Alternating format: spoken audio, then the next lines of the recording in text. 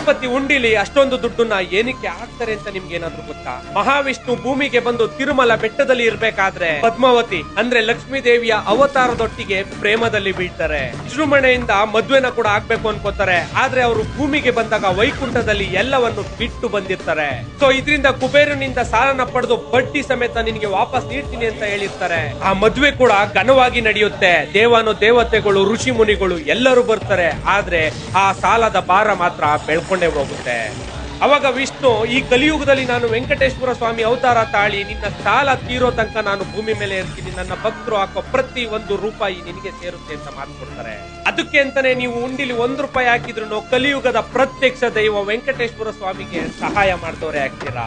ಆದ್ರೆ ವೆಂಕಟೇಶ್ವರ ಸ್ವಾಮಿಗೆ ಸಾಲನ ಬೇಗ ತೀರಿಸಬೇಕು ಅಂತ ತನ್ನ ಭಕ್ತರ ಮೇಲೆ ಸಾಲದ ಭಾರ ಇದೆ ಅಂತ ಇವತ್ತಿಗೂ ಗರ್ಭಗುಡಿಲಿ ಬೆವರ್ತಾರೆ ಅಂತ ಹೇಳ್ತಾರೆ.